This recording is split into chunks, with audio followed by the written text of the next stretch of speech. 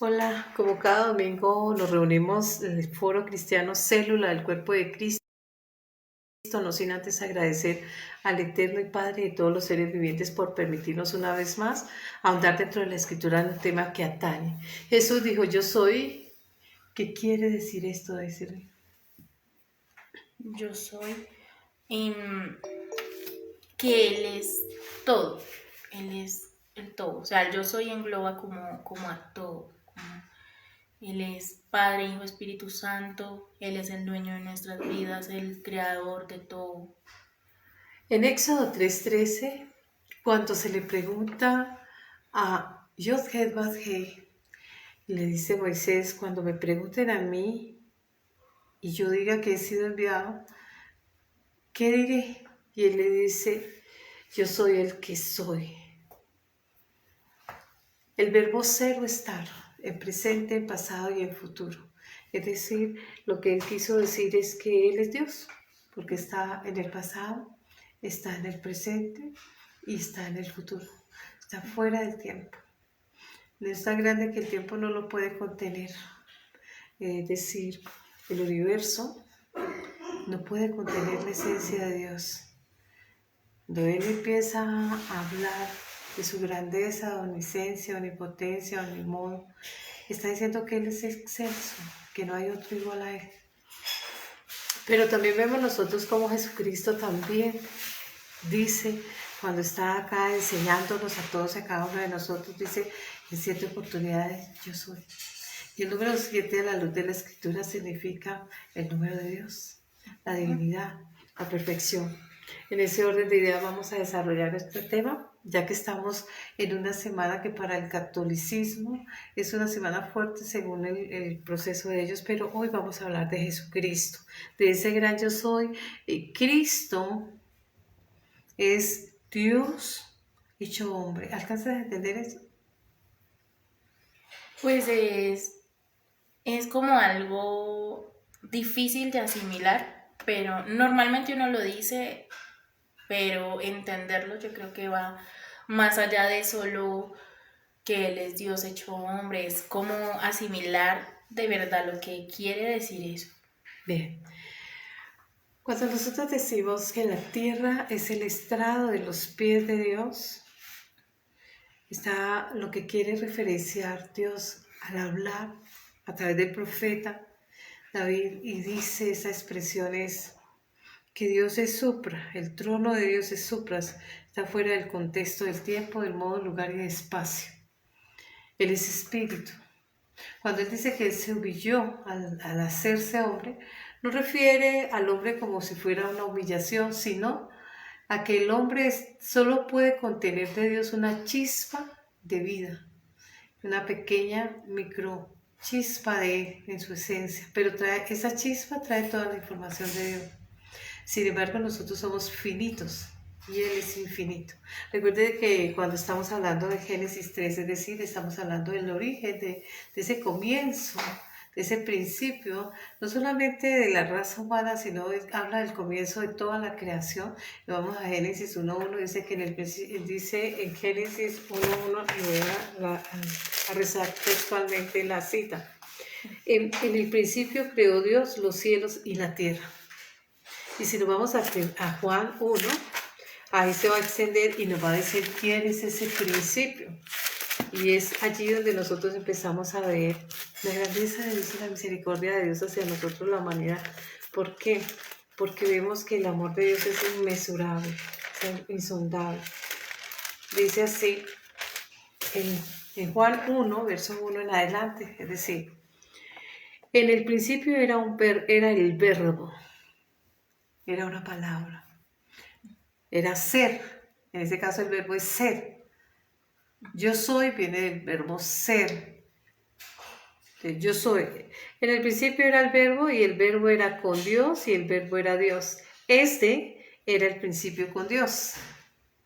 Este era en el principio con Dios. Este es Cristo. Y él dice, todas las cosas por él fueron hechas y sin él nada de lo que ha sido hecho fue hecho. En él estaba la vida y la vida era la luz de los hombres. La luz en las tinieblas resplandece y las tinieblas no prevalecieron contra esa luz. Él dijo, yo soy la luz. Y las tinieblas, el pecado, no prevalece porque Él vence el pecado. Ahí ya nos empieza a hablar de Juan y el testimonio de Juan respecto de Cristo. Pero cuando nosotros vamos al verso 14, nos dice lo siguiente, y aquel verbo fue hecho carne, humano. Entonces está hablando de esa morada terrenal. Entonces nos dice, fue hecho carne y habitó entre nosotros y vimos su gloria. Este habitó entre nosotros automáticamente nos lleva a Emmanuel, Dios con nosotros. También nos lleva cuando dice, y Dios habita en medio de nosotros, haciendo habitación, porque nosotros somos ese tabernáculo, ese altar para Dios. Ese lugar santo. Y ahorita le voy a dar una cita donde se habla de cómo cuando se le da aquellas instrucciones específicas a Moisés, Moisés empieza a la hora de hablar de ese tabernáculo, empieza a nombrar tres personas, tres personajes. Y esos personajes tenían una connotación muy grande y la connotación era que ellos eran expertos y que ese experticio de estas personas, entre ellos Bezalel, era una persona de la tribu de Judá, hijo de Ur, y le dice que él era el encargado de hacer los mobiliarios del tabernáculo y que en el mobiliario del tabernáculo que él usó en ese momento, la madera era de acacia, por lo cual apunta que la madera en la cual fue Cristo crucificado era de acacia. Entonces, y dice que esta persona exhibía una gran cualidad que procedía de Dios.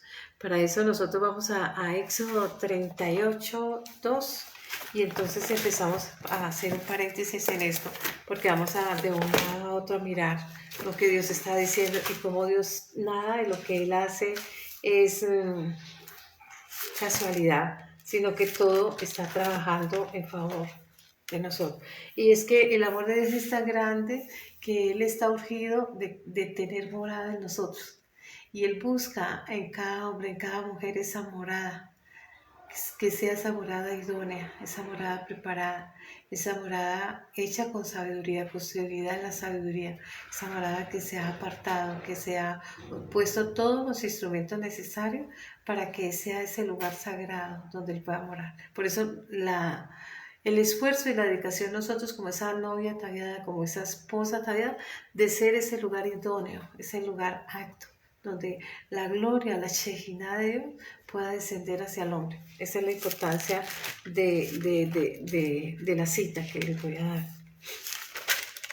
Entonces nos vamos a Éxodo 37, 1, y dice, hizo también Bezalel el arca de madera de acacia y su longitud era de 2 codos, medio de anchura y de codo y medio y de altura de codo y medio. Nos va a dar las especificaciones de cómo hizo esa arca. Pero cuando nosotros vamos al 36, 1 dice, así pues, Bezaleel y Aholiab y todo hombre sabio de corazón a quien Jehová dio sabiduría e inteligencia.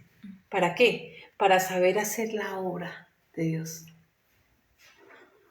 Para saber la obra del servicio del santuario.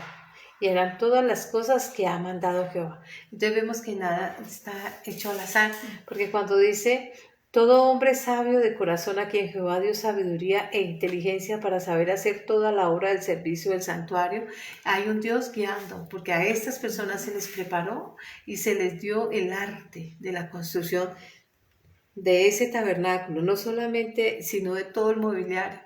Él tenía la destreza y la habilidad de ejecutar bien esa obra. No era cualquier persona la que la podía hacer. Tenía que ser una persona que tenía esa sabiduría, ese conocimiento, que tenía esa inteligencia que procede de Dios. Entonces, así las cosas nosotros empezamos a ver y vemos en el verso 2 dice, y llamó Bezaleel y a Aholiab y a todo varón sabio de corazón, en cuyo corazón había puesto Jehová sabiduría, todo hombre a quien su corazón le movió a venir para trabajar en ella. Lo cual es sinónimo de que todo lo que el Señor nos da en habilidad en el trabajo, nosotros siempre lo debemos anteponer porque Él es el que nos da esas habilidades en la obra de servicio que viene para Él. Y así las cosas, vemos nosotros como estos hombres no eran cualquier persona, sino previamente preparados por él. Cuando estamos hablando de esos 7 yo soy que dijo mi Señor Jesucristo, entonces automáticamente Él va a decir una y otra vez y va a hablar no solamente con escribas y fariseos, sino que Él va a decirle a todo el que conoce, le dice, oiga, ustedes no están a nada frente al azar. Ustedes están viviendo un acto profético, están viviendo y están sobre una profecía de que se hablaron cualquier cantidad de profetas anteriores como Isaías, Jeremías, como Daniel, como Moisés, como todos los que existieron antes de Cristo, que hablaban y apuntaban hacia Jesucristo. Muchas personas encuentran en Jesucristo esa piedra de tropiezo o esa cascarita de banano para resbalar una y otra vez y poner en tela de juicio esos cuestionamientos que nacen en torno a la deidad del Mesías, nace en torno y se cuestiona y le cuestionan a él en su momento cuando él está aquí en este mundo terrenal de que él sea el Mesías, a tal grado de que llegaban aquellos hombres que eran eruditos en la palabra y estudiosos de la palabra, una y otra vez le ponían en tela de juicio vituperando y le decían, demonio tienes. A veces le comparaban y le decían hasta Belcebú.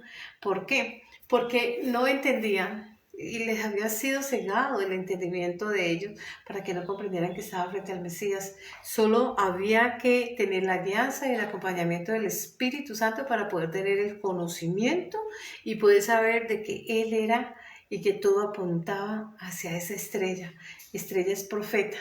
Cuando nosotros vamos hacia esa estrella del oriente, esa estrella del juicio, es el profeta del juicio, ese es Cristo. Y todo está apuntando, pero ellos no tienen claro de qué están hablando.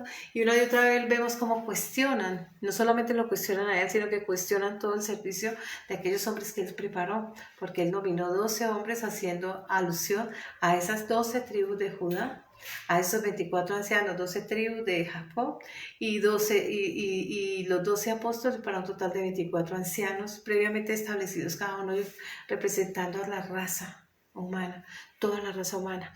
Por eso cuando vemos nosotros que hay muchas personas que encuentran en el Mesías esa piedra de tropiezo, lo más hábil es que no puedan comprender y no puedan entender de qué se está hablando.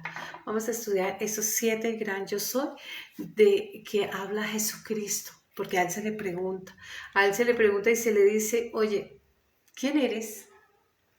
Le preguntan estos hombres y él va a hacer una declaración contundente que va a apuntar y le va a decir, yo soy el Mesías, yo soy esa deidad, pero me humillé a ser una chispa, el todo, esa gran zarza ardiente, expele de aquellas chispas, aquellas pequeñas yo, y él se hizo humano para estar en un tabernáculo humano sagrado, santo de los santos, en ese tabernáculo que ha sido fielmente reflejado y representado en el templo de Salomón. Y le dice, yo soy ese hombre, pero también vuelvo y haciendo.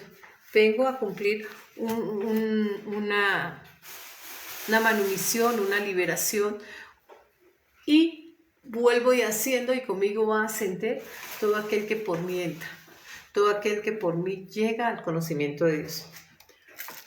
Perdón. Dice en Colosenses 1:17, en él está dando fe el apóstol Pablo. En Colosenses capítulo 1, verso 10, en él es antes de todas las cosas y todas las cosas en él subsisten, en Cristo. Estábamos ahorita en Juan 1, dice, en el principio era el verbo era con Dios y el verbo era Dios. Y en el verso 14 nos dice, y aquel verbo fue hecho humano y habitó entre nosotros aquí en el mundo terrenal. Vimos su gloria como de unigénito del Padre, lleno de gracia y de verdad. Juan dio testimonio, Juan en lo consanguíneo, en la afinidad terrenal, viene a ser primo de él. Y dice, dio testimonio, este es quien yo decía, el que viene después de mí, pero es antes de mí, porque existió siempre, porque era primero que yo. Porque de su plenitud tomamos todos y de la gracia sobre gracia. Pues la ley por medio de Moisés fue dada para la gracia y la verdad vinieron por medio de Jesucristo. Por eso él dice, yo soy la verdad. A nadie, dice, a Dios nadie le vio jamás. El unigénito, o sea, Jesucristo, que está en el seno del Padre, Él es quien le da a conocer, porque Dios es espíritu. En Hebreos 8:1 dice, ahora bien, el punto principal de lo que venimos diciendo es que tenemos a tal sumo sacerdote, Jesucristo, sumo sacerdote, porque Él es el encargado de entrar al templo de Dios, a ese lugar sagrado, santo de lo santo, que es el alma humana. Para ser ministro de Dios, a él se le dio el poder de perdonar o retener pecados. Dice, a ti te daré las llaves de los cielos y todo para retener y para perdonar. Él es ese sumo sacerdote elegido para ofrecer sacrificio de expiación por los pecados. Aquel cordero, recuerden ustedes que había un cordero que se quemaba y se ofrecía por expiación de los pecados, y este sacerdote era el que llevaba ese cordero a representar los pecados que estaba dando el pueblo. Y ahora ese cordero es Cristo, porque dice el profeta, que ya no quisiste sangre de animales, sino la sangre más perfecta de todas, de la del Hijo de Dios, fielmente profetizado en Génesis 22, cuando se da el sustituto de Isaac, que es ese cordero que queda enlazado en un zarzal, representando a Cristo, y Él es el que ha sido puesto para el holocausto. Entonces vemos ahí una promesa de redención. Ahora bien, dice en Job 41:11 lo siguiente, ¿quién me ha dado a mí primero para que yo le restituya? Todo lo que hay debajo del cielo es mío, dice Jehová. Entonces, Él es el propietario de todo, y todo es todo, incluyendo la humanidad. Ahora, este mundo terrenal se le ha sido dado a modo de mayordomía al ser humano. El ser humano se le ha dado esa mayordomía para ser dueño y señor en administración de todo lo que hay. Pero ese ser a quien se le dio todo ese poderío es Cristo, ese primer Adán. Es Cristo, y nosotros somos cuerpo de Cristo, por lo cual somos coherederos de Cristo. Tenemos esos derechos y nosotros los tenemos en razón a la sangre. ¿Cuál sangre? ¿La sanguínea? No, la sangre de redención, una manumisión que se da y que nos hace a nosotros hijos por adopción, y nos da a nosotros ese derecho, esa vocación a tomar aquello de que aquel causante de aquel testamento, de aquel legado, de aquella herencia, es Cristo, y nosotros esgrimimos ese derecho toda vez que nosotros hemos reconocido al Mesías. Primera de Juan 5:1. Ahora bien, en Salmo 135:6 dice, todo lo que Jehová quiere lo hace en los cielos y en la tierra y en los mares y en todos los abismos. Él hace su voluntad y es discrecional. La discrecionalidad. Nosotros vemos como en Job 1 y 2 el profeta nos enseña y nos muestra y nos quiere hablar de por qué suceden tantas injusticias al que es bueno, al inocente. Sin embargo, Dios es discrecional en todo, y Él dice en Romanos y en Primera de Corintios habla de vasos de honra, vasos de ira, vasos de bendición, y todo. Faraón fue un vaso de ira. El propósito del diseño de este hombre, el recrudecimiento, no porque Dios lo hubiera hecho para destruirlo, sino porque él en el ejercicio del libre albedrío se sometió, y en el ejercicio de tal escogió el materialismo. Pero recuerden ustedes que toda vez que estamos viendo cada figura literaria, este faraón es el enemigo. Es el enemigo y es el pecado del hombre. Y con él están representados todos esos demonios, son cada pecado en el cual nosotros estamos capoteando y estamos sorteando en el trazo de la vida. Ahora bien, Jesucristo es el mismo de hoy, de ayer y por los siglos. Está escrito en Hebreos 13:8. Habla pasado, presente y se perpetúa. Él es Dios, porque nosotros empezamos siendo un ser humano perfecto, es decir, inmortales. Se nos da esta Mizcano, esta Sukkah, tienda temporal, para nosotros ejercitar un propósito en este mundo terrenal, que está marcado en Génesis 3, Y en Génesis 1, perdón, y en Génesis 3 se nos dice que vamos a procrear, que nos vamos a casar, que vamos a desarrollar un proyecto de vida, pero en ese proyecto de vida lo que nosotros tenemos que hacer es volver a reencontrarnos con ese Padre, porque somos esos hijos pródigos que se menciona a modo de parábola y que Cristo está enseñando, aplicando hermenéutica a ese Antiguo Testamento y diciendo, nosotros somos esos hijos pródigos, por lo cual ustedes tienen que volver a trabar esa trenza que tiene esa información de ADN en su alma, Eclesiastés 3:11, que dice que cada ser humano tiene la perpetuidad inmersa en su ser. ¿Qué quiere decir eso? Que nosotros tenemos que volver a retomar aquellos que se perdió a razón de la naturaleza caída, que es la perpetuidad. Pero como Dios es un Dios de libertades y en el ejercicio del libre albedrío o libre arbitrio, nosotros tenemos que ejecutar esa libertad. Perdón. Entonces nosotros venimos a hacer, tras las acciones, tras la palabra, llamamos esa responsabilidad de todo aquello que ejecutamos. Hacerse responsable de cada uno de ellos en razón al ejercicio de esa libertad, Dios la respeta. Si una persona escoge seguir a Dios, por eso le dice, frente a ustedes he colocado la vida y la muerte, el bien y el mal, el camino ancho, el camino angosto. ¿Cuál quiere? Y cada uno, pues todos nacemos en ese camino ancho, pero del inicio, en el momento en que nacemos con ese pecado original en el camino ancho, encontramos ese camino angosto, esa puerta del camino angosto y podemos trasegar en ella en el ejercicio de las libertades. No obstante, no todos la siguen. Porque ello demanda una serie de compromisos, una serie de obligaciones, etc. Y a muchas personas le parece como muy tedioso y a otras muy dificultuoso, o a otras no les gusta someterse a aquellas reglas. En fin, cualquiera sea la razón, pero yo creo que la razón principal por la cual el ser humano no cree es por el pecado. El pecado es un vedo, es un muro, es un velo de oscuridad que cega el entendimiento, que cega el entender el mensaje de Dios. Y al cegar entender el mensaje de Dios, el corazón se endurece y la terquedad avala.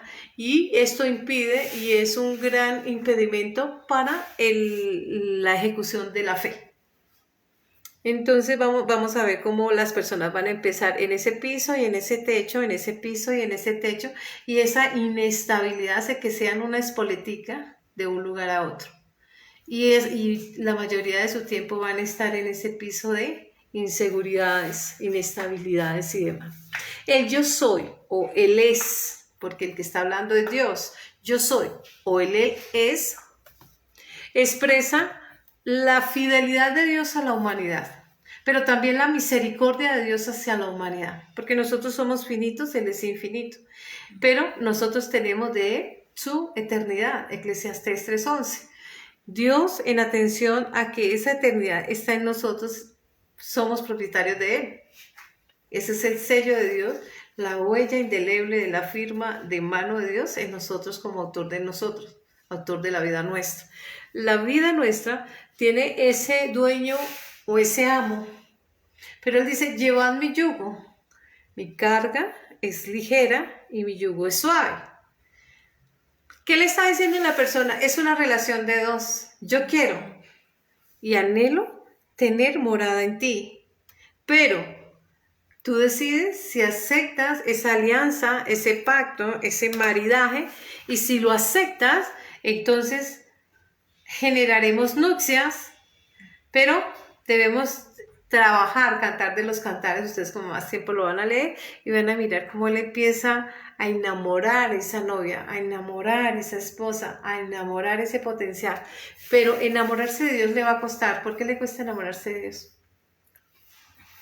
Porque está la carne que siempre va a querer lo del mundo o siempre va a ir hacia el pecado. O sea, está nuestra carne, el espíritu siempre va a estar dispuesto. Pero la carne es débil. Pero la carne es la que nos lleva a las debilidades. Pero nosotros no podemos poner estorbo o no podemos poner excusa en la carne porque Dios venció la carne. De hecho, cuando está profetizada aquella serpiente de bronce en esa asta, fiel reflejo y profecía en ese momento de Cristo al futuro, Cristo crucificando la carne, que es lo que venció la maldad. En este caso, la serpiente es la maldad, porque es la simiente del pecado. Y la cruz es el símbolo del pacto entre Dios y la humanidad, una voluntad encontrándose con otra voluntad ejecutada allí. Entonces, ella hizo todo el proceso mayor. Nosotros hacemos lo mínimo. Es el uso de la ejecución de nuestra voluntad. Entonces, de pronto sea la falta de disposición. La disposición del ser humano. La falta de compromiso. Ahora bien, cuando Dios habla y le dice, díganle al pueblo, yo soy. Moisés dice, él me mandó, él es. No, él dijo, vaya, dígale, yo soy. Es decir, que nosotros, cada vez que vemos a un tercero, exógeno a nosotros, soy yo, porque todos son un solo cuerpo. Cada persona está formando una unidad. Tiene que trabajar unicidad, trabajar esa unidad. Y poder integrarse con otro cuando hay hoy en lo popular, lo que más se resalta es el egoísmo, el desamor, la envidia, la avaricia, la codicia y demás. Es difícil, por eso mi Cristo decía, una de las señales de los últimos tiempos es el desamor. Porque nadie va a respetar a otro y todo el mundo va a empezar a ver cómo derribar al otro o servir de pieza de tropiezo a otro para hacerlo caer de su fe o por hacerle la maldad o por envidia o por cualquier cosa. Ahora bien, Dios lo que le quiere mandar a decir a la humanidad es que a pesar de la infidelidad, es decir, del pecado permanente del ser humano y su inclinación a pecar, que lo hace merecedor de castigo, sin embargo, su amor y su misericordia y su compasión por el ser humano se mantiene hacia 1000 generaciones. Y el número 1000, pues ya sabe que el 10 es la plenitud, la totalidad de todo. Entonces está hablando cualquier generación es hacia el futuro en cantidad. Revelando, eso lo pueden encontrar ustedes en Éxodo 37.1, Éxodo 34.7. Revelando así la grandeza inmesurable y la misericordia de Dios, Efesios 2.4, incluso al entregar a su unigénito. Y único de Él, pero primero de entre los muertos en resucitar y llegar hacia Dios, en reconciliarse, porque Él es ese puente. Por allá en Salmos 18.15 vemos que cuando se abrieron las aguas del Mar Rojo, quedó evidenciado el fundamento del mundo, ese camino. Quedó al descubierto ese cimiento y el fundamento principal del mundo, que es Cristo. Un acto profético que apunta a esa obra mesiánica. Ahora bien, las facetas de ese gran yo soy en Cristo, porque ya lo vimos nosotros trabajando con Moisés por allá en el monte Sinaí. Monte, cada vez que estamos hablando de un monte, estamos hablando de un altar. El altar es Dios, el sagrado, el único. Entonces, vamos a mirar a ver qué dice Cristo en palabras de Juan 20:31. Dice, el libro, voy a leerlo.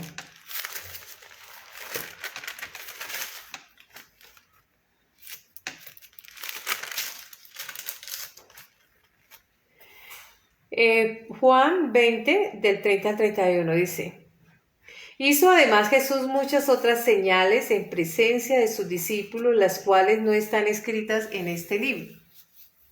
Pero estas se han escrito para que creáis. ¿Qué debemos de creer? Que Jesús es el Cristo. Primera de Juan 5.1. Que todo aquel que confiesa que Jesús es el Cristo es hijo e hija de Dios.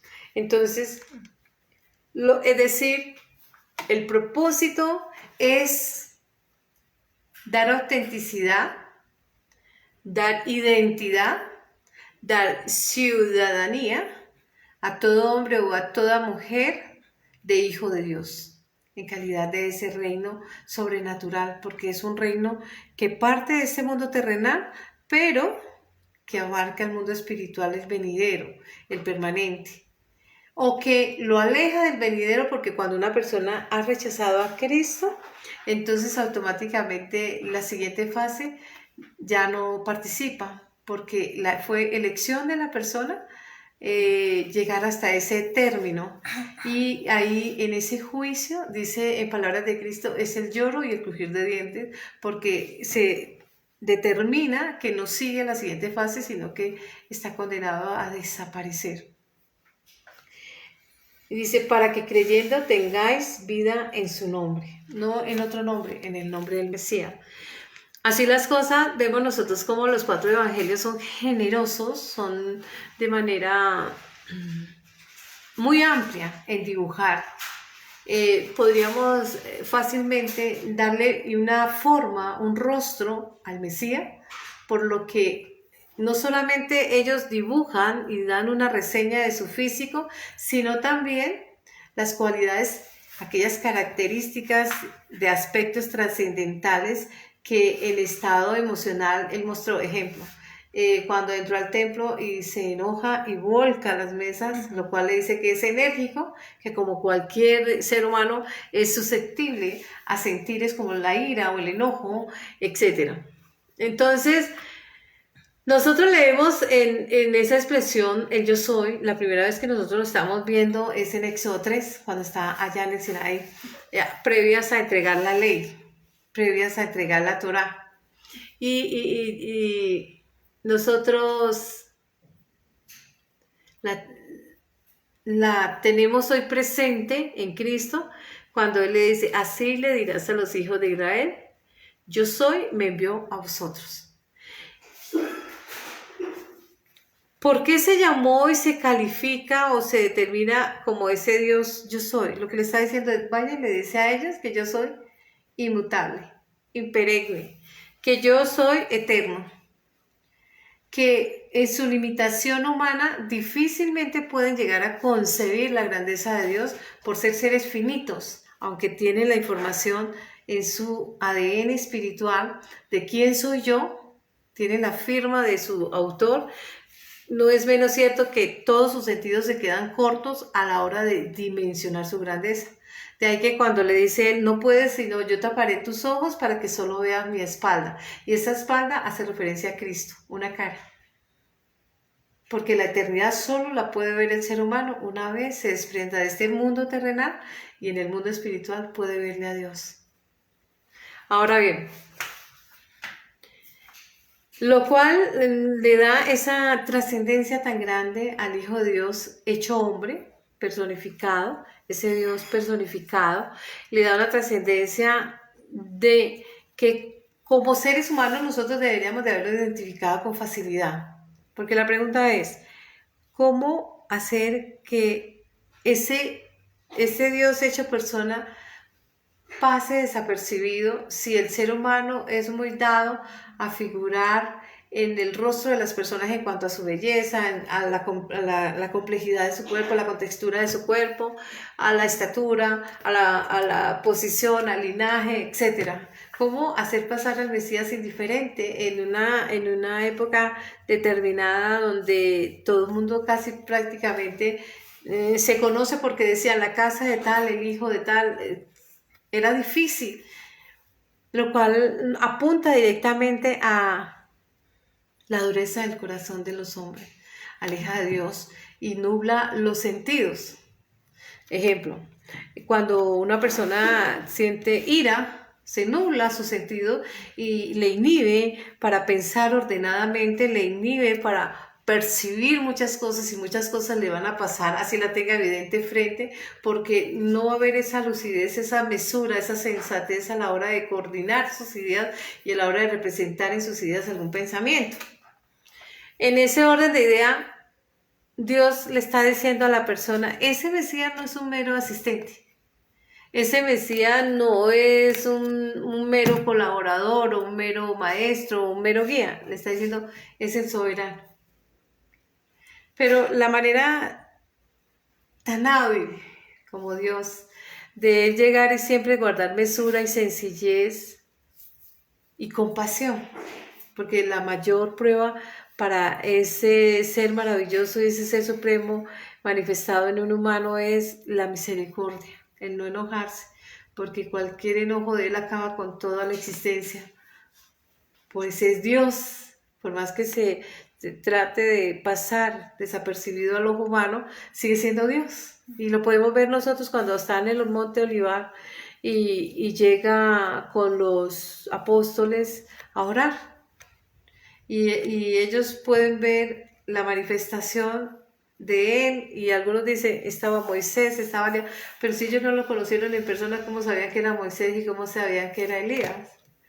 Nace muchas preguntas porque lo ven a él. Yo digo que estaba el Padre, el Hijo y el Espíritu Santo allí, porque sino que como fueron grandes hombres, muy usados por Dios, con un despliegue de milagros, señales y prodigios inmesurable, pues lo primero que vendría a la mente sería, pero Elías es Cristo.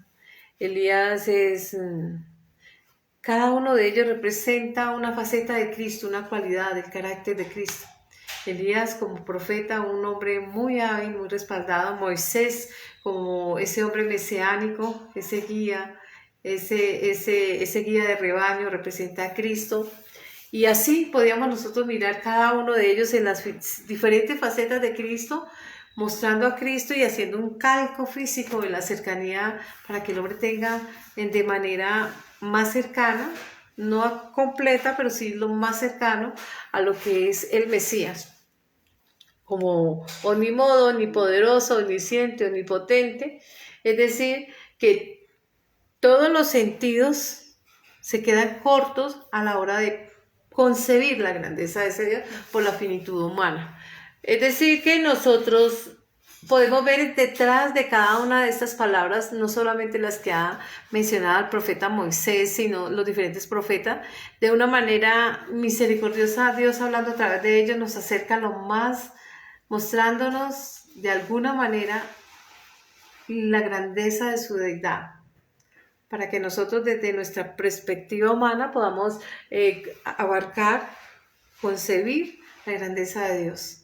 Sin embargo, estamos casi siempre en automático y estamos dispersos, distraídos, pensando en trivialidades, superficialidades, el materialismo, la moda, eh, eh, el plus, la economía, la política, etc.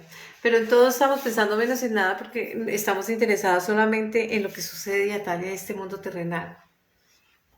Pero se nos olvida que este mundo terrenal es pasajero y que es efímero. Si bien es cierto, hoy tengo fama, tengo prestigio, gozo de una buena músculo económico, etcétera, no es menos cierto que todo eso queda en este mundo terrenal. Así tú edifiques un nombre muy grande, va a quedar en el olvido una vez la persona vaya de este mundo.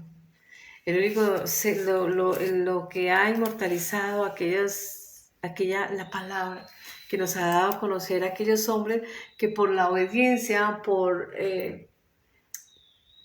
ser hombres leales a Dios, fieles a Dios, exclusivos a Dios, trascienden la era de la humanidad en todos los tiempos. Juan 8:59 dice lo siguiente: y tomaron entonces piedras para arrojárselas, pero Jesús se escondió y salió del templo, atravesando en medio de ellos y se fue. Lo iban a lapidar, pero él pasó en medio de ellos. ¿Cómo pasar en medio de una multitud para pasar desapercibido? Solo Dios puede hacerlo. Como lo hizo con Moisés cuando cegó sus ojos para permitirle ver su espalda, lo cual refiere a la grandeza y la divinidad de Dios manifestada, pero que difícilmente el hombre puede concebir con la lógica humana, porque para él es ilógico o locura. Posteriormente Jesús en su ministerio y de nombrar 7 veces, que son esas 7 veces que él nombra, lo encontramos en Juan 6:35, 48:58, Juan 8:12, 17, Juan 10:11-16, 11:25-27, 14:6 y 15:1-3, son las 7 expresiones del gran yo soy. En Éxodo, nosotros vimos una vez cuando Dios dice yo soy. Ahora bien, ¿qué quiere decir? Él ha dicho, y lo dijo ahí, cuando nosotros nos veamos a Juan 8, vemos nosotros cómo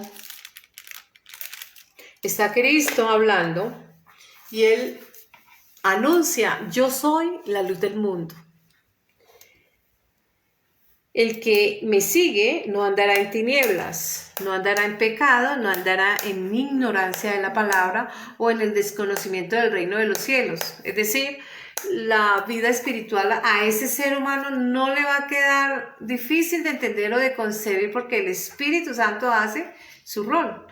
Acuérdense que cuando Cristo hace la presentación y que está citando a Isaías 61 y Isaías le dice,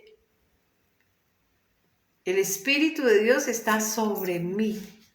Él siempre estuvo presente con Cristo y hoy está presente con nosotros, haciendo compañía. El Espíritu de Dios, cabeza de la iglesia, es Cristo. Entonces, vemos ese acompañamiento permanente, un acompañamiento continuo al ser humano, un acompañamiento de un padre a su hijo, y Él lo dijo, yo no los dejaré huérfanos, es decir, yo no los voy a abandonar. Yo voy a estar en un acompañamiento permanente y lo sigue haciendo a través del Espíritu Santo. ¿Y qué dice? Entonces los fariseos le dijeron, tú das testimonio acerca de ti mismo, tu testimonio no es verdadero. Le están diciendo, automáticamente ellos están mandando abajo el testimonio de Cristo. Le dice, tú estás dando testimonio, por ende, el testimonio que estás dando no es tuyo. Y Cristo rebate con esto. Aunque yo doy testimonio acerca de mí mismo, mi testimonio es verdadero, porque sé de dónde he venido y para dónde voy. Empero, ustedes no saben de dónde vengo ni a dónde voy. Lo desconocen. Y empieza a citar, porque dice que todo lo de este mundo terrenal es reflejo del espiritual. También dice la palabra por ahí en Romanos y en Corintios, dice que toda autoridad ha sido impuesta por Dios y sométase a la autoridad de los hombres. En español, a las leyes humanas. Está hablando de la palabra. Y él le dice, sí, yo estoy dando testimonio, pero la ley que ustedes recibieron allá en el monte Sinaí, y nos vamos al verso 18 y al verso 17, que dice, y vuestra ley está escrito. ¿Qué le citó? La palabra. La ley está escrito que el testimonio de 2 hombres es verdadero. Yo soy el que doy testimonio de mí y el Padre que me envió da testimonio de mí. 2. ¿Quiénes estaban en el olivar? Vieron a 3 hombres. Y aquí dice, ese testimonio es verdadero porque están 2. Ellos dijeron, ¿dónde está tu padre? Y él respondió, ni a mí me conocéis, ni a mi padre. Si a mí me conocieses, también conocerías a mi padre. Ahí empezamos a ver que a veces leemos por leer, pero que no comprendemos aquello que estamos desarrollando en una lectura. ¿No crees que yo soy en el Padre y el Padre en mí? Las palabras que yo os hablo no las hablo por propia cuenta, sino el Padre que mora en mí, Él hace las obras. Juan 14:10. Empieza a mirar que Él es Dios encarnado y empieza a mostrarse como ese mismo yo soy que se mostró allá en el monte Sinaí. Por eso querían apedrearlo, porque Él está diciendo yo soy Dios. Pero ustedes tienen que mirar entre líneas más allá de lo que está. Pero hoy estoy aquí representado, dice, declaraciones que estuvieron sometidas y que hicieron eco en una afirmación definitiva, pero que fue como telonera, fue inicial de la época mesiánica. Él como Cristo, como ungido de Dios, como Salvador, como Mesías, ese Rey ungido, ese Dios encarnado. En esencia, no hay forma de que la mente humana pueda hacer una construcción lógica, adecuada del comportamiento de Dios. ¿Por qué? Porque lo que es lógico para mí, para Dios no es lógico. Pero lo que yo considero ilógico, para Dios es lógico. Es decir, vemos que dice que todas las cosas que nosotros creemos que son en contra, operan para bien, porque Dios hace uso de ellas. De una situación difícil, hace que sea constructiva, nos edifica y nos forma, hace que tomemos carácter, que crezcamos, que adquiramos esa madurez, esa templanza, que afinemos como aquel instrumento a la hora de afinar para que suelte sus mejores tonos musicales. Y asimismo nosotros somos usados o empleados en la obra maravillosa del poder de Dios. Así las cosas, nosotros desde el término finito frente a lo infinito nos quedamos cortos a la hora de entender esa obra. Sin embargo, si somos acuciosos y empezamos a estudiar dentro de las escrituras, Él nos va llevando en un proceso inductivo o deductivo, según nosotros empecemos a hacer nuestra averiguación, nuestra propia investigación, porque debemos ser acuciosos a la lectura de la palabra, debemos empezar a trabajar de la mano con el Espíritu Santo. Empezamos de manera apropiada, idónea, pero juiciosa, disciplinada, para realizar aquella investigación que va a desentrañar el sentido de la palabra de Dios. La historia nos dice una y otra vez que el ser humano se queda corto y vemos cómo una y otra vez el pueblo de Israel estaba mandándose atrás, daba un impulso y volvía y retomaba.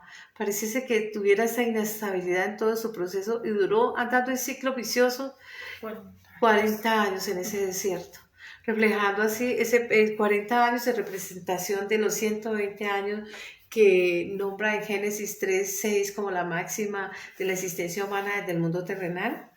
Es una de 3 partes. Es un gran periodo de tiempo de vida prácticamente en el limbo, en esta etapa de transición, en la indecisión. Podríamos decir que ese es el desierto de la indecisión, más que el aprendizaje, porque una pérdida de tiempo muy grande.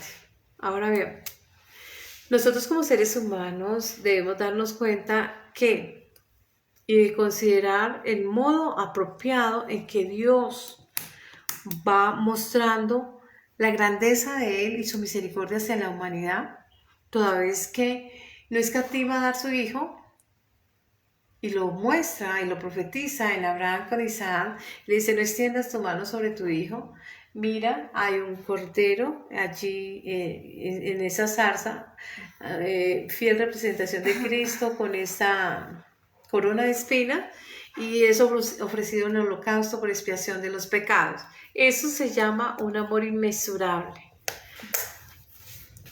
para destruir toda opresión, para destruir toda ignorancia, para destruir todo pecado, para acortar distancias de brecha entre Dios y la humanidad, para enseñarle al ser humano que puede ser feliz y puede volver a retornar a su Padre, que salió un día rebelde, salió un día a vivir desbordadamente, a llevar una vida sin conocimiento de límites, pero que llegó un momento de epifanía, un momento de revelación, y decide retornar al Padre, porque reconoce en Él su bienestar, reconoce en Él su progenitor, su creador, la criatura frente al creador.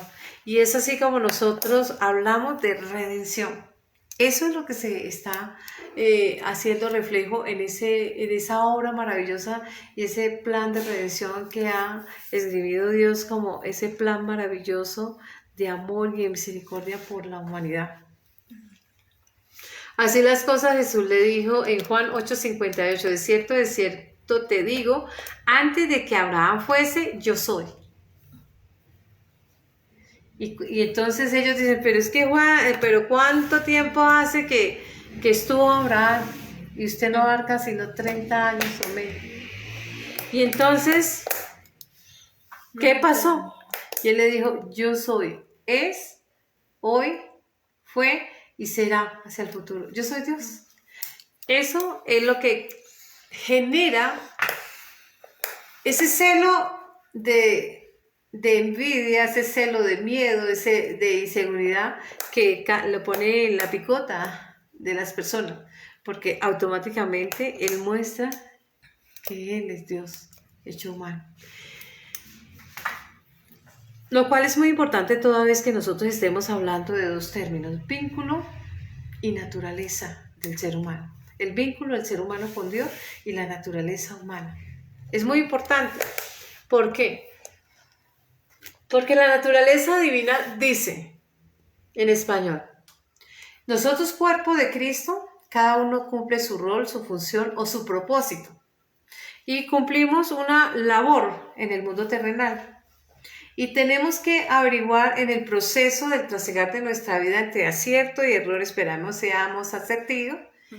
Y vamos descubriendo ese propósito y vamos en la marcha tratando de andar lo más recto. Por eso dice que no permitirá que nos desviemos a diestra o a siniestra, sino que andemos en el camino que es Cristo, en la verdad, enfocados en Él. Ahora bien, el primer gran yo soy de Cristo es yo soy el pan de vida. Vamos a la cita Juan 6:35 y reza lo siguiente en el ítem.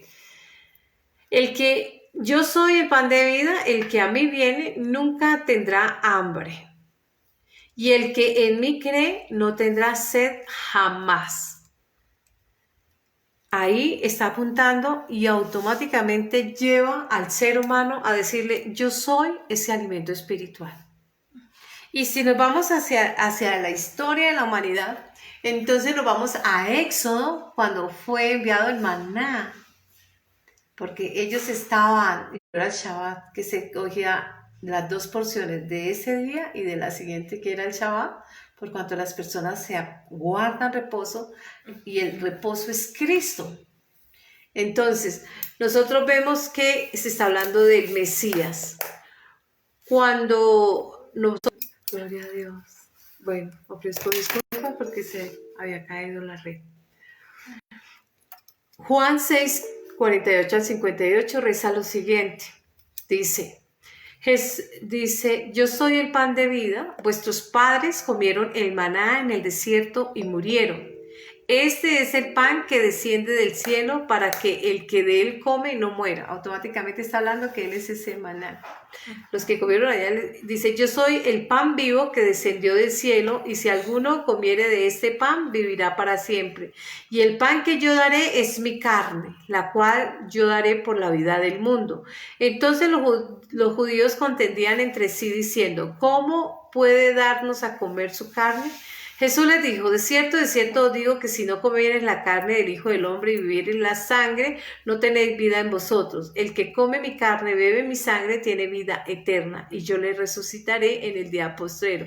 Porque mi carne es la verdadera comida y mi sangre la verdadera bebida. El que come mi carne y bebe mi sangre, en mí permanece y yo en él, como me envió el Padre viviente. Y yo vivo por el Padre, asimismo el que me come, también vivirá por mí. Este es el pan que descendió del cielo, no como vuestros padres que comieron el maná y murieron. El que come de este pan vivirá para siempre. Él es ese maná verdadero. Vemos que todos son figuras literarias que hablan y apuntan hacia el Mesías. El siguiente yo soy que usa es, yo soy la luz del mundo. Cuando estamos hablando de yo soy el pan de vida, lo encuentran en Éxodo 16, Deuteronomio 8:3, Salmos 78, 23 y 25. Yo soy la luz del mundo, vamos a Éxodo 13, del 17 al 22, Éxodo 14, 19 al 20, e Isaías 42, 6 y 49, 6. Dice, yo soy la luz del mundo y el que me sigue no andará en tinieblas, sino tendrá luz de la vida. Jesús les habló otra vez diciendo, yo soy la luz del mundo, el que me sigue no andará en tinieblas, sino que tendrá de luz de la vida. Juan 8:12. ¿Qué está diciendo ahí? Que no hay otro camino que conduzca a la salvación como aquel camino cuando estaba en aquella espada encendida en la noche que mostraba el camino. Ahí está hablando Cristo como luz de esa humanidad, que da conocimiento, que le otorga al ser humano el conocer al Padre, pero conocer también al ser humano sus raíces, sus orígenes, de dónde tiene que retornar, hacia qué lugar, volver a recordar aquel camino que el ser humano desde el momento en que fue expulsado del paraíso inició hasta llegar a el último día de su existencia. ¿Por qué? Porque tiene que volver a repisar las pisadas y el derecho lo entrega Cristo. Él es esa llave y aquellos querubines, aquellos serafines que fueron encargados de custodiar la entrada del paraíso, les permite la entrada a través de Jesucristo, porque Él es ese pórtico y esa puerta que da el derecho al ser humano a retornar. Ahora bien, yo soy el buen pastor. Hablar de ese rebaño, de aquellos séquitos, de aquellos pupilos, de aquel rebaño. Nosotros nos vamos a Salmo 23 y dice, Jehová es mi pastor, nada me faltará. Pero cuando nosotros nos vamos a Juan 10, 11 al 16, dice, yo soy el buen pastor y el buen pastor da su vida por las ovejas, mas el asalariado, que no es el pastor, de quien no son propias las ovejas, ve al lobo que viene, deja las ovejas y huye, el lobo las arrebata y esparce las ovejas. Así que el asalariado huye porque es asalariado y no tiene cuidado de las ovejas. Yo soy el buen pastor, conozco mis ovejas y las mías me conocen. Como el Padre me conoce, yo conozco al Padre y pongo mi vida por las ovejas. También tengo otras ovejas que no son de este redil, el pueblo gentil. Hoy hablamos de ese maravilloso redil.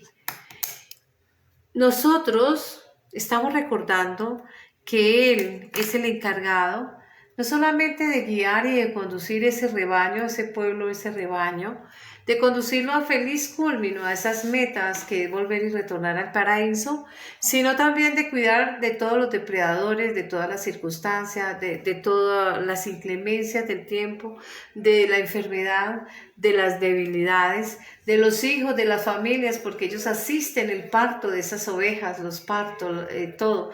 Es decir, Dios proveedor del ser humano, no solamente de lo material, sino de lo espiritual, del conocimiento de lo espiritual y de la formación y de cómo el ser humano está abocado a unirse, obediencia, acatamiento, ser receptivo a Él. Por eso dice, las ovejas me conocen.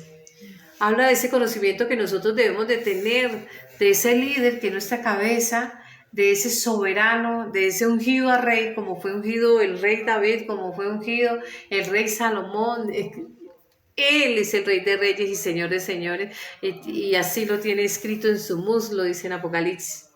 Ahora bien, yo soy la resurrección y soy la vida.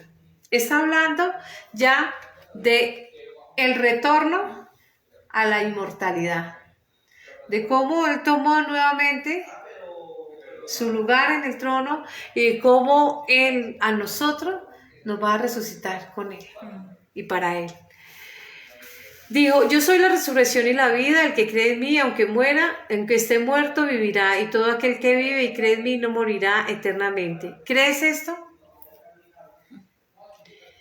Y le dijo, sí, Señor, yo he creído que tú eres el Cristo, el Hijo de Dios, y que has venido al mundo. Ello está escrito en Juan 11, del 25 al 27. Esa vida, porque todos los seres humanos en algún momento tenemos que abandonar este mundo terrenal, abandonar este cuerpo. Pero Él dice, no se preocupen, en el reino de mi Padre muchas moradas hay. Voy pues a preparar morada para vosotros. Nos está hablando de aquella morada eterna, ese cuerpo eterno, aquel cuerpo que nosotros perdimos cuando se nos tejió, Génesis 3:21, se nos dio y se nos tejió, Dios hizo este tejido de piel y nos puso en él para reposar, pero nos devuelven aquel cuerpo eternal, perpetua. Bendito el nombre de nuestro Señor Jesucristo. Yo soy el camino, la verdad y la vida. La única vía de reconciliación del hombre con Dios y de Dios con el hombre. El único puente de reconciliación, el único que unifica esa brecha de distanciamiento a razón del pecado, de la desobediencia, de la rebeldía, de la necedad, de la terquedad, etc. Entonces él dice, yo soy ese camino, yo soy ese único mediador. Porque hay un solo Dios y un solo mediador entre Dios y los hombres, Jesucristo hombre, 1 de Timoteo 2:5 y Hebreos 12:1-29. Habla de un solo mediador, no hay más. Entonces, Él es ese camino. El Padre y la humanidad tiene que alcanzar esa reconciliación y solo, se hace posible a través de Cristo. Nosotros perdimos el derecho a estar en el paraíso porque no acatamos las órdenes, la ley o la ordenanza o el mandato.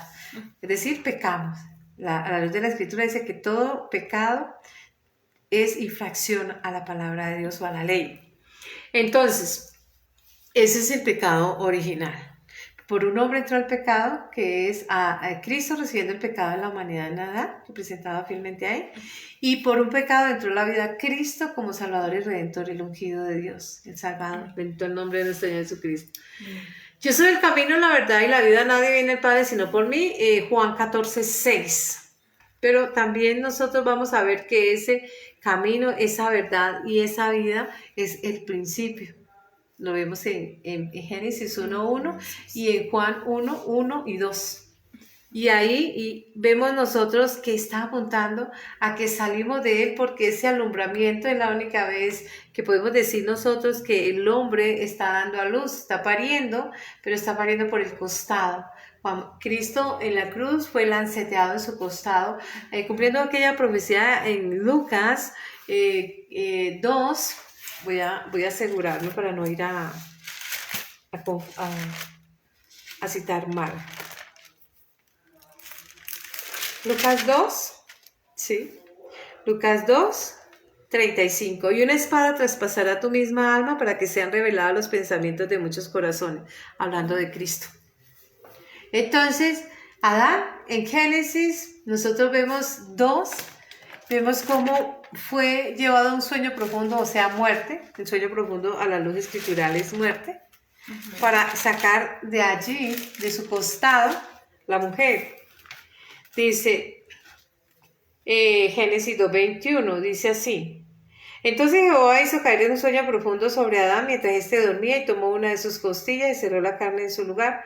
Y de la costilla que Jehová tomó del hombre hizo una mujer y la trajo al hombre. Entonces Adán dijo, esto es hueso de mi hueso, carne de mi carne.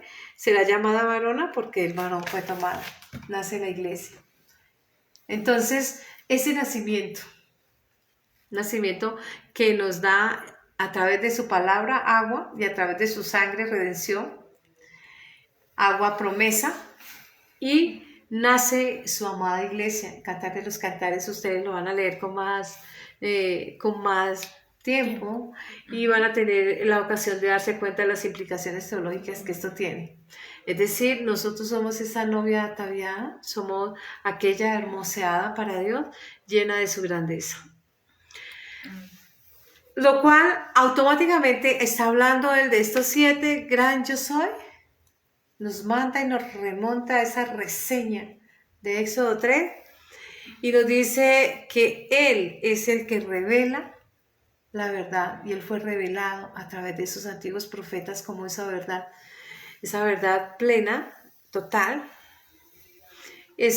y aún la naturaleza que Él tiene en ese momento como hombre, humana, pero también abraza y muestra y revela la deidad, la naturaleza divina, conectándose así al eterno y Padre de todos los seres vivientes en una simple expresión como el yo soy.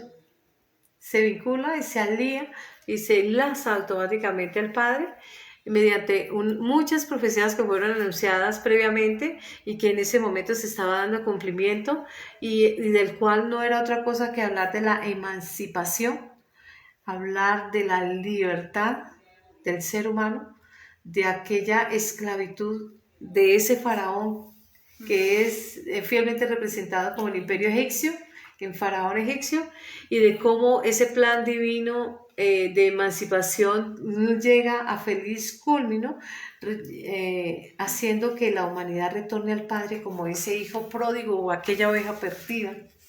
Y allí es un calco de lo que Dios es. Podemos decir así, de esta manera, que nosotros tenemos y conocemos a nuestro Mesías como aquellas ovejas, como aquel rebaño, porque le vemos cada trazo, cada dibujo de cada rasgo físico y rasgo espiritual del Mesías, tratado y trabajado a través de los diferentes profetas, guiado por el Espíritu Santo, y que nos da un calco directo. Ya no tenemos que buscar en sepulturas lo que no hay, sino buscar en el corazón del hombre la existencia de Cristo.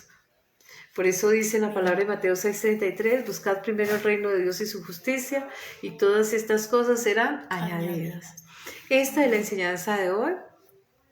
Creí prudente traer esta enseñanza hoy para que conozcamos a nuestro Cristo, para que le acerquemos a Él. Por eso dice, dejemos que Cristo nos guíe como pastor. Yo soy el buen pastor de las ovejas. Nosotros pues vamos a resaltar esas cualidades que nosotros tenemos, cada uno las portamos. A Gustavo, a Jamie, a Natalia, a Diana, a Tati, a Ginette, a Manuel, a todos los que vayan a ver este mensaje. Les bendigo en el nombre de mi Señor Jesucristo, no sin antes agradecerle a cada uno de ustedes por el tiempo que ustedes prestan en atención al recibir la palabra, pero también oro a mi Padre Celestial para que esa palabra que hoy inocula o siembra en ese maravilloso campo de su alma, porque Él es el buen sembrador. Ustedes se van a ir a Mateo y Él dice que esa semilla sea sembrado en tierra apta, tierra fértil, tierra disponible, tierra dispuesta, con virtud, con potencial a ser arraigada. Oro a mi Padre para que ustedes sean abrazados y alcanzados por el amor y la misericordia, sellados con el Espíritu Santo, y que el conocimiento de Dios llegue a ustedes. Bendito Padre Celestial, amado Dios, amado Padre, en el nombre de mi Señor Jesucristo te honramos, te glorificamos, adoramos, damos gratitud por cada enseñanza, pues como lo profetizas tú en Efesios 6:18, oro al Padre para que toda palabra que coloques con denuedo en mi boca en razón al Evangelio, tú la lances y la siembres en cada corazón y en cada mente, Señor, para que seamos obreros, buenos hijos e hijas de Dios. Gracias, Señor, en Cristo Jesús. Amén, amén, amén. Una bendición para todos.